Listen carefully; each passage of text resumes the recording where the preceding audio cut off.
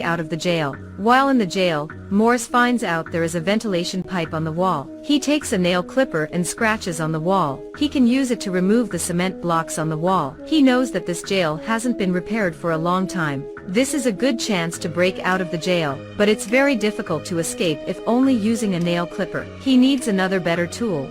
The next day, when having a meal, Morris entices 3 others to escape. He deliberately drops the spoon in order to get another spoon from the jailer. He also drags an accomplice standing beside him to distract the jailer. He is only allowed to take 1 spoon, but in fact he takes 2. Then he exchanges it with someone else, and he exchanges 10 cakes for 1 coin. In the jail, the other prisoners take turns passing the coins to Morris. Morris puts the matchsticks in a tube, and breaks the spoon, and then grinds the coin to get the iron scrap powder that fall out. To attach the spoon and knife to the nail clipper, he turns off the light and then burns matches to solder them together. An escape has been planned. He continues to dig the wall and asks his accomplice to watch out, but after that the jail smells the burning smoke. Morris's accomplice is so nervous that he whistles without a sound. Then he quickly takes a glass of water and knocks a few times on the iron door. Morris hears his signal, hurriedly takes suitcase to cover the ventilation door, then pours broken wall dust into the toilet, and he lays in bed and pretends that he doesn't know what happened. Fortunately, he isn't found out by the jailer. After the jailer leaves, Morris also continues to dig. Because there are a lot of broken wall dust, he can't pour them into the toilet, so he pours them into his pants. When getting out, he will stealthily throw them away. But there is problem that the iron plate behind the wall is too tight to be removed. So Morris takes a piece of metal that he's stolen while working in the carpentry workshop. His accomplice tells him this metal piece will be detected by the checking machine. But Morris had a plan. When coming to the checking door, the warning bell rings. Morris proactively takes out the metal piece. He says that he uses it to hang clothes. The jailer immediately confiscates it, but when going back the jail, it turns out that there is another metal piece hidden in Morris's shoes. He uses it to cut grills, then kicks it hard, so he finally also removes it. This hole can be easily gone through, but he doesn't hurriedly escape, because the jailer can check at any time. He needs something to disguise. He puts newspapers into the water, and mixes clay and newspapers together, molds into a square frame to make a louver exactly like the original one. This is the first step. Next he tells his accomplices to borrow painting tools from the jailer.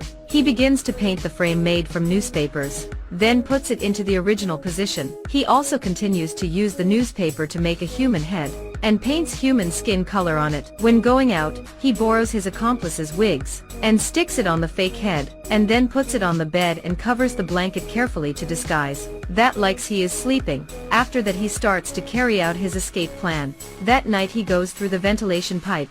He quickly climbs up the ceiling, but there is a large iron shield above that is very high, so he can't reach it. Meanwhile, the jailer is checking. He is approaching Morris's room. Morris's accomplices quickly knock on the iron door, and try to signal Morris but not receiving any responses from him. The jailer comes to and he has a bit confusing. Today why is Morris going to bed so early? He prepares to ask the prisoner who is next to Morris's room, but his baton fell into the ground and makes a very loud noise. But Morris doesn't respond, so the jailer approaches Morris's room, and puts his hand through the door to check. Luckily, Morris also wakes up. This is not a fake, he returned immediately. The next day, he entices his accomplice to go with him. They come to the iron shield position, and they finds out that this shield is extremely solid, so they must have a drill machine, and a flashlight. They can buy the flashlight, but it's really difficult to have a drill machine here. Fortunately, in a choir class, Morris sees a motor fan on the table. He silently puts this fan in his suitcase. His accomplice feels very nervous. If the jailer sees,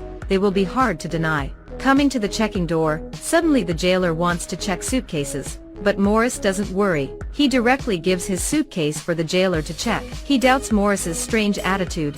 He firmly checks the suitcase of the person standing behind Morris. Thanks to his intelligence, he can overcome this check, and uses the motor fan and the drill to make a drill machine. He continues to returns again to the iron shield position. His accomplice helps Morris climb up. He clings to it with his feet, and then bends the iron bar and tries to climb out. When having a handmade drill machine, he quickly uses it to remove the iron shield. Everything is going well. The next day, when watching film, they plan time to break out of the jail. But when returning, the jailer unexpectedly checks Morris's room. It turns out that the jailer doubted Morris because of his recent bizarre actions. They take out Morris' blankets and use the metal detector to check. And then they also enter into Morris's room to check carefully. When taking out his suitcase, the ventilation pipe is revealed out. Morris is extremely worried, but he also tries to calm down. Luckily, the jailer doesn't see it. Morris is not detected. He knows he doesn't have many time. That night, he puts the fake head on the bed to distract the jailer, then comes to the appointed place with 2 accomplices. They approach the iron shield position. The first person luckily climb out. He knocks the pipe to signal that everything is safe. The second person continues to get out. These people smoothly break out of the jail. They follow a pipe of water and land safely. Avoid tearing the jacket so when going through the steel fence. Morris climbs over first. His accomplices follow. They go to the seaside that is the last step. They take life jacket and blow it. At night, they cling to the life jacket to escape the jail. The next day, the jailer checks and finds out that Morris is still sleeping. He turns on the light and sees that Morris isn't on the bed, just a dummy. The jailer immediately mobilizes helicopter to find Morris. They go to everywhere on the island but not find anything.